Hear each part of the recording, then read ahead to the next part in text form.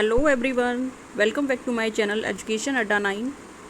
और आज का टॉपिक है हमारा बायोलॉजिकल क्लासिफिकेशन। आप लोगों का नीट का एग्ज़ाम हो चुका है और बहुत लोगों का अच्छा भी गया होगा और बहुत लोग जो है शायद उस एग्ज़ाम को देके सेटिस्फाई ना हो पाए हों क्योंकि उनका एग्ज़ाम उतना अच्छा नहीं गया हो। लेकिन मेरा आपसे यही कहना है कि कभी भी अपने आप को किसी भी चीज़ को इतना हावी मत होने दीजिएगा। मतलब अगर आपको अच्छा नहीं हुआ है तो आप उसका जो है अफसोस मना के बैठे हैं, तो ऐसा नहीं करना है। क्योंकि अगर आप उसी चीज़ को लेके बैठे रहेंगे तो आप आगे उस तरह से चीज़ों को क्या करना है और अब कैसे उसको टैकल करना है और उस चीज़ को दोबारा नहीं दोहरा के हमें आगे बढ़ना है, तो वो ज़्यादा ज़रूरी है। ठीक है, हो गया। सफलता कभी एक दिन में नहीं मिल जाती है। सफलता कभी कभी बहुत जल्दी भी मिल जाती है और कभी बहुत लोगों को इसके लिए बहुत संघर्ष करना पड़ता है। तो आई होप आप इस चीज़ से अब बाहर निकल आएँ। जिसका भी अच्छा ना हुआ हो तो वो आगे की प्रिपरेशन के लिए शुरू हो जाएं। दूसरा ये है कि बहुत लोगों के स्टेट लेवल एग्ज़ाम भी होने वाले हैं, लाइक UPTGT है, PGT है, LT ग्रेड एंड NBS है। तो वो लोग भी अपना देख सकते हैं। इस तरह की कॉन्सेप्ट वाइज चीज़ों ही आजकल काम में आएंगी, क्योंकि आप एक वन लाइनर वाला जो है फंडा अब नहीं काम में आ रहा है। क्योंकि एक ही टॉपिक से वो इस तरह से पूछ लेते हैं एग्जामिनर्स कि आपको टॉपिक जब पूरा क्लियर होगा, पूरा कंसेप्ट क्लियर होगा, तो कहीं से भी पूछ लें तो नो डाउट आप क्वेश्चन को कर पाएंगे। शुरू करते हैं क्लास 11 का चैप्टर बायोलॉजिकल क्लासिफिकेशन। ये पूरा जो चैप्टर है वो फैक्चुअल चैप्टर है और इसमें सारे फैक्ट्स को याद को आपको रखना ही पड़ेगा। तो शुरू करते हैं। अरस्तु जो थे उन्होंने प्लांट को, tree and strobe and herbs को एंड एनिमल्स, यानी कि उन्होंने प्लांट और एनिमल्स को दो ग्रुप में डिवाइड किया। ठीक है, एनिमल्स वो जो कि एक रेड ब्लड जिसमें पाया जाता है और जो कुछ ऐसे होते हैं जिनमें रेड ब्लड्स नहीं पाया जाता है। तो प्लांट्स को उन्होंने जो क्लासीफाई किया है वो उनके सिंपल मॉर्फोलॉजी को देखकर उनके कैरेक्टर्स को क्लासीफाई किया है और जो एक दूसरे से रिलेटेड हैं उनको एक उनका ग्रुप बनाया है, एक क्लास बनाया, एक किंगडम दिया उन्हें। ठीक है, और ये जो अगर बॉटनी की बात करते हैं तो बॉटनी के जो फादर हैं, ठीक है, जो जनक हैं, वो हैं आपके Theophrastus and Carolus Linnaeus. Carolus Linnaeus जो हैं उन्होंने क्या दिया, इन्होंने बाइनोमियल टैक्सोनॉमी दी। ठीक है, जो नाम पद्धति, और यहाँ पर उन्होंने दो किंगडम क्लासीफाई किए हैं, Plantae and Animalia kingdom. Plantae वो हैं कि जिनमें प्लांट्स को रखा गया, एनिमल्स में जो है आपके एनिमल्स को रखा गया है। तो इन्होंने क्या किया, एक देवनाम पद्धति, जिसको हिंदी में देवनाम पद्धति और इसको वैसे बाइनोमियल नोमेनक्लेचर कहा गया है। इसमें पहला जो नाम है वो जेनेरिक है और जो दूसरा नाम है वो स्पेसिफिक है। तो एक्सटेंडेड इन्होंने एक अपनी बुक दी है जिसमें पब्लिश किया गया है स्पीसीज प्लांटेरम। ये याद रखने वाली बात है क्योंकि मोस्टली इनका पब्लिकेशन पूछ लिया जाता है, स्पीसीज प्लांटेरम। एंड जो टैक्सोनॉमी है, मतलब टैक्सोनॉमी का जो जनक है वो किसको बोला जाता है, कैरोलस लीनियस को। और जो ये वर्ड है कॉइंड किया गया है, इसको इजाद किया है, वो आपका APD कंडोले ने किया है 1813 में। And the classification provide greater idea of diversity among living being. यानी क्लासिफिकेशन जो है एक इस तरह का जो बहुत ज़्यादा जो वर्ड में डाइवर्सिटी है, जो विविधता है, उसको एक आइडिया प्रोवाइड करता है क्लासिफिकेशन की उसको किस तरह क्लासिफाई करना है, जिससे कि ईजिली उनको कैटेगराइज्ड, क्लासिफिकेशन क्या है, उनको कैटेगराइज्ड करना। ठीक है, so this system did not, लेकिन इसमें कुछ खामियां भी रही हैं, जैसे कि आगे के लोग हैं जो आए उन्होंने अपनी अलग अलग क्लासिफिकेशन भी दिए हैं। So this system did not distinguish between the eukaryote and prokaryotic. तो इन्होंने क्या है उसमें डिफरेंस नहीं बता पाया क्लियरली कि यूकैरियोटिक को प्रोकैरियोट्स में, यानी unicellular and multicellular organism, and photosynthetic and non photosynthetic organism. Bentham Hooker ने जो दिया है, आगे जाके बेंथम हुकर हुए, तो बेंथम हुकर ने एक नेचुरल सिस्टम ऑफ क्लासिफिकेशन इन 1883 में दिया। तो बेंथम ओकर का भी क्लासिफिकेशन काफ़ी फेमस रहा है। उसके बाद हमारे हुए आर.एच. विटेकर। आर.एच. विटेकर ने प्रपोज्ड किया 5 किंगडम क्लासिफिकेशन जो कि दिया गया 1969 में, और इसको काफ़ी मान्यता मिली है, और इसको काफ़ी जो है ये काफ़ी पॉपुलर है, इसको ज़्यादा लोगों का मत मिला है। तो इसका जो क्लासिफिकेशन है वो उनके कुछ कैरेक्टर के बेसिस पर इनको क्लासीफाई किया गया है, जैसे इनका सेल टाइप क्या रहा हो, सेल वॉल क्या है, nuclear membrane, body organisation and mode of nutrition. तो जैसे कि आपको 5 इसका जो आर.एच. विटेकर ने 5 किंगडम में डिवाइड किया है, तो पहला मोनेरा है, दूसरा protista, fungi, Plantae and animalia. इससे पहले हम एक डायग्राम देखते हैं जिससे हमें ज़्यादा क्लियर होगा। आर.एच. Whittaker 5 kingdom classification.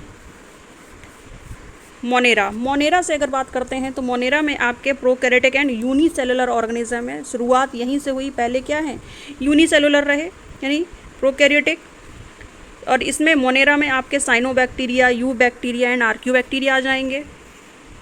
जबकि इससे बाद प्रोटिस्टा यानी अब थोड़े से और यूकैरियोटिक एंड यूनिसेलुलर हैं, लेकिन यूकैरियोटिक हैं लेकिन कैसे हैं, यूनिसेलुलर हैं। तो इसमें प्रोटिस्टा में क्या है, प्रोटिस्टा में आपके अगर एनिमल्स की बात की जाए तो यहाँ पर आपके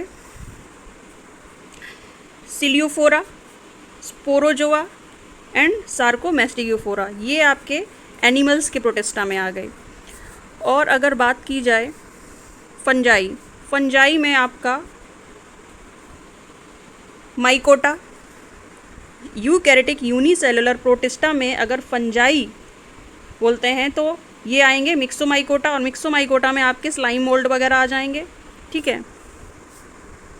जबकि अगर बात की जाए प्लांटी, और प्लांटी में आपके जो आपके पायरोफाइटा हैं, यूग्लिनोफाइटा हैं, क्राइसोफाइटा हैं, तो यूग्लिनोफाइटा में आपका यूग्लिना है और डाइटम्स हैं, इस तरह ये सब प्लांटी प्रोटिस्टा में आ जाएंगे। आगे देखते हैं प्लांटी को थैलोफाइटा, ब्रायोफाइटा एंड ट्रैकियोफाइटा में डिवाइड किया गया है। थैलोफाइटा में आपके एल्गी आ जाएंगे, ठीक है। एल्गी आपके वही क्लोरोफाइसी, रोडोफाइसी, फियोफाइसी, ये आपके थैलोफाइटा में एल्गी ग्रुप आ जाएगा। एल्गी जो कि कैसे फोटोसिंथेसिस के थ्रू अपना फूड बनाते हैं। ब्रायोफाइटा जो हैं इनका ट्रू वैस्कुलर बंडल नहीं पाया जाता है, ठीक है, और ये नॉन फ्लावरिंग प्लांट होते हैं। एंड ट्रैकियोफाइटा में आपके टेरिडोफाइट्स एंड आपके angiosperm, pteridophyte and gymnosperm and angiosperm सबसे ज़्यादा डेवलप हैं, इसलिए ये सबसे बाद में। तो आपके एंजियोस्पर्म कैसे हैं, फ्लावरिंग प्लांट है, जबकि जिम्नोस्पर्म एंड टेरिडोफाइट्स में कोई फ्लावरिंग प्लांट्स नहीं है, मतलब ये फ्लावरिंग प्लांट्स नहीं है, ठीक है। और यहाँ पर ये अपना फूड, इनका न्यूट्रिशन मोड क्या है, फोटोसिंथेसिस, यानी ये ऑटोट्रॉफ्स हैं। फंजाई यहाँ पर ये एब्जॉर्प्शन करते हैं, ये मोस्ट ऑफ हेटरोट्रॉफ्स होते हैं। तो आपके पहले फाइकोमाइसिटीज़, एस्कोमाइसिटीज़, बेसिडियोमाइसिटीज एंड ड्यूटेरोमाइसिटीज़ आ जाएंगे। ये आपके फंगल ग्रुप का क्लासिफिकेशन है। एंड एनिमेलिया में इंजेक्शन ये ग्रहण करते हैं, तो ये भी अपना फूड खुद से नहीं बना पाते हैं, हेटरोट्रॉफ होते हैं। तो यहाँ पर स्टार्टिंग कहाँ से होएगी आपकी, प्रोटोजोआ, एक तरह से प्रोटिस्टा में ही प्रोटोजोआ आ जाएंगे, porifera and cnidaria, platyhelminthes, nemathelminthes, mollusca, annelida, echinodermata and arthropoda and कोडेटा। यहाँ पर मोनेरा जो है कैसा है आपका, प्रोकैरियोटिक है जैसा हमने देखा। एंड प्रोटिस्टा कैसे हैं, यूकैरियोटिक हैं। फंजाई भी eukaryotic and Plantae eukaryotic and animalia eukaryotic. Monera को छोड़कर सारे यूकैरियोटिक हो जाएंगे। सेल वॉल कैसा है, सेल वॉल नॉन सेलुलर होते हैं मोनेरा में, पॉलीसेकेराइड प्लस अमीनो एसिड होता है। प्रोटिस्टा में प्रेजेंट होती है, इन सब में कुछ में सेल वॉल होती है। फंजाई में होगी लेकिन सेलुलोज नहीं होगा, यानी विदाउट सेलुलोज की सेल वॉल होगी। प्लांटी में सेलुलोज प्रेजेंट होता है। एंड एनीमिलिया में एब्सेंट होता है, यानी हमारे अंदर जो है क्या है, सेल वॉल नहीं होगी। तो न्यूक्लियर मेम्ब्रेन कैसी है, मोनेरा में एब्सेंट होती है, प्रोटिस्टा में प्रेजेंट। याद रखिए कि मोनेरा में एब्सेंट है न्यूक्लियर मेम्ब्रेन, तो बाकी सब में प्रेजेंट हो जाएगी। बॉडी ऑर्गेनाइजेशन कैसा है, ये देखिए स्टार्टिंग में कैसा है, सेलुलर, लेकिन धीरे धीरे क्या है, वो कॉम्प्लेक्स होता जाएगा। तो सेलुलर है प्रोटिस्टा तक, बाकी सब में यानी फंजाई से लेके एनीमिलिया तक क्या है, टिश्यूज़ डेवलप होने लगेंगे, टिश्यू बनेंगे, टिश्यू से ऑर्गन बनेगा और ऑर्गन से ऑर्गन पूरा ऑर्गन सिस्टम बनेगा। मोड ऑफ न्यूट्रिशन क्या है, मोनेरा है तो ये अपना कीमोसिंथेटिक, फोटोसिंथेटिक एंड हेटरोट्रॉफ्स हो सकते हैं। प्रोटिस्टा ऑटोट्रॉफिक होंगे फोटोसिंथेसिस के थ्रू अपना, और हेटरोट्रॉफिक भी होंगे। तो यानी कि ऑटोट्रॉफ अपना खुद से फूड बनाएंगे और हेटरोट्रॉफ हैं तो दूसरों पर निर्भर रहेंगे, डिपेंडेबल होंगे। हेटरोट्रॉफिक होंगे, फंजाई कैसे होंगे, मोस्टली हेटरोट्रॉफिक ही हैं, और वो कैसे हो सकते हैं, सेप्रोफाइटिक या पैरासाइटिक। प्लांटी को कोई ऑप्शन ही नहीं है, ये सिर्फ ऑटोट्रॉफिक होते हैं और फोटोसिंथेसिस के थ्रू अपना फूड बनाते हैं। और एनीमिलिया हेटरोट्रॉफिक होंगे, यानी होलोजोइक और सेपेरोफाइटिक। आगे देखते हैं, ये देखिए मोनेरा की बात करते हैं। तो मोनेरा यहाँ पर यू बैक्टीरिया और आर्कियोबैक्टीरिया में डिवाइड हैं, क्लासिफाइड हैं। तो यू बैक्टीरिया को ही ट्रू बैक्टीरिया बोला गया है। तो यू बैक्टीरिया हमारा हेटरोट्रॉफिक और ऑटोट्रॉफिक हो सकते हैं, एंड ऑटोट्रॉफिक में भी कीमो और फोटो ऑटोट्रॉफिक होंगे, ठीक है। जबकि आर्कियोबैक्टीरिया हेलोफाइल यानी साल्टी एरियाज में होंगे तो उनको हेलोफाइल बोलेंगे। जबकि थर्मो एसिडोफाइल्स यानी थर्म से रिलेटेड है, यानी वो टेम्परेचर से रिलेटेड है। एसिड है तो एसिडोफाइल्स यानी हॉट स्प्रिंग्स में पाए जा सकते हैं। मीथेनोजन्स मर्सी एरियाज में होंगे ऐसे बैक्टीरिया। कुछ कैरेक्टर्स हैं मोनेरा के। मोनेरा में bacteria are the sole member of kingdom Monera. यहाँ पर जो मेन बात हो रही है वो किसकी हो रही है, वो बैक्टीरिया की हो रही है। तो उनको किस किंगडम में रखा गया है, उनको बैक्टीरिया को रखा गया है किंगडम मोनेरा में। They are most abundant micro organism, they lack of chloroplast. अब बहुत कहेंगे कि क्लोरोप्लास्ट नहीं होते हैं, तो कैसे फोटो ऑटोट्रॉफ्स होते हैं, क्योंकि इनका खुद का बैक्टीरियल क्लोरोफिल होता है और उसके थ्रू ये अपना फूड बनाते हैं। सो दे मे बी, लेकिन lack of chloroplast and may be saprophyte and parasitic, ठीक है। True nucleus and nucleolus is absent. यहाँ पर न्यूक्लियस नहीं होगा और न्यूक्लियोलस एब्सेंट होगा। So here nucleus is called nucleoid.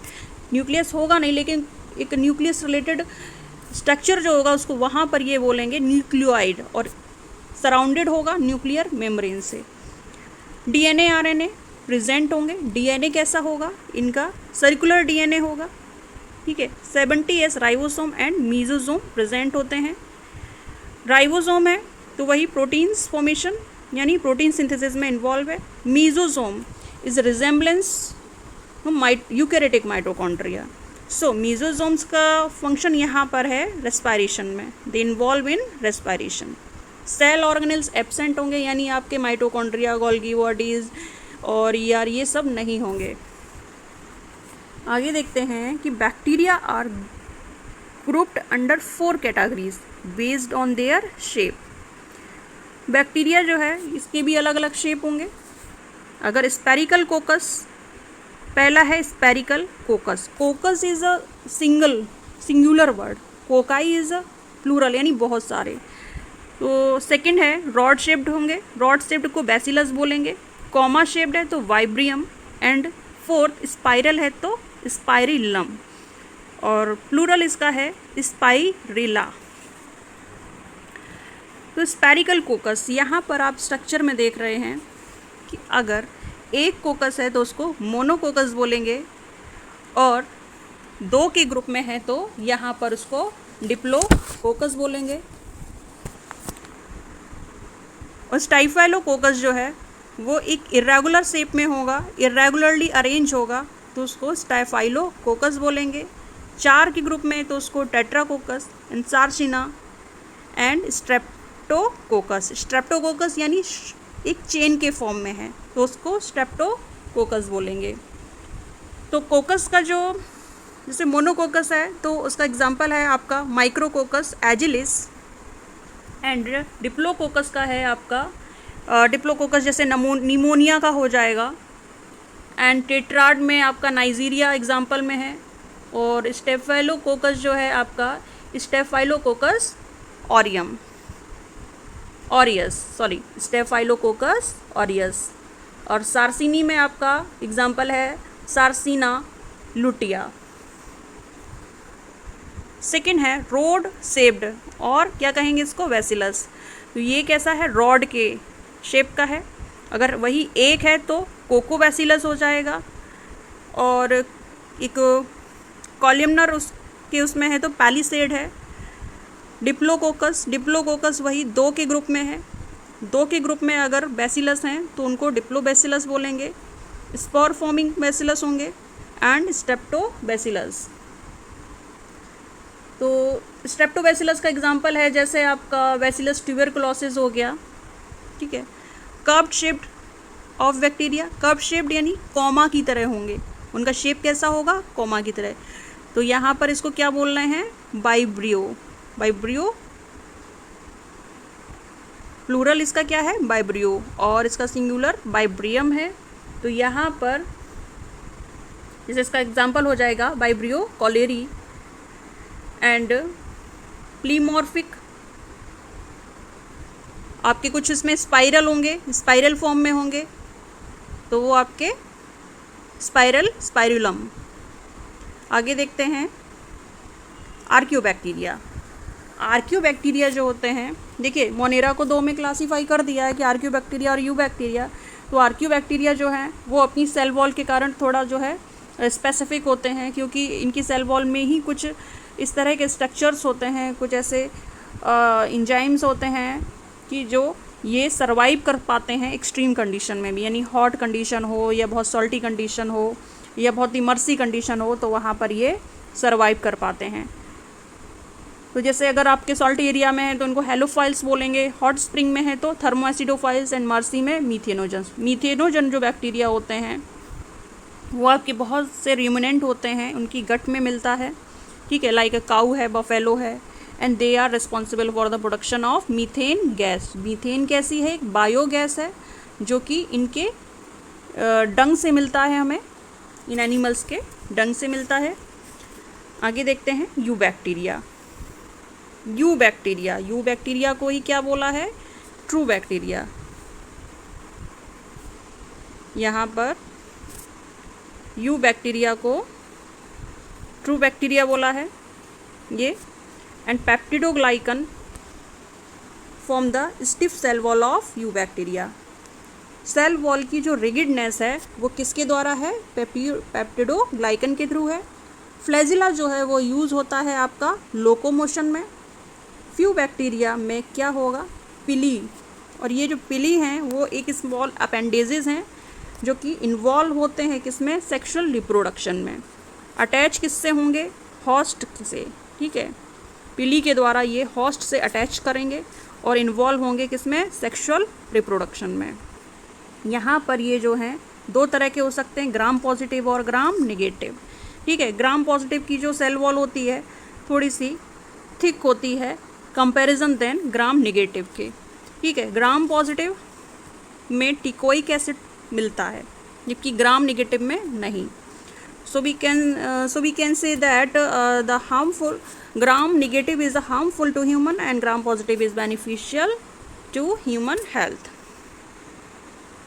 For example rhizobium and clostridium हो गया। मोड ऑफ रिप्रोडक्शन कैसा होगा, बाइनरी फिजन और बाय बडिंग, ठीक है। ये हेट्रोट्रॉफ्स होंगे, दैट मीन्स who consume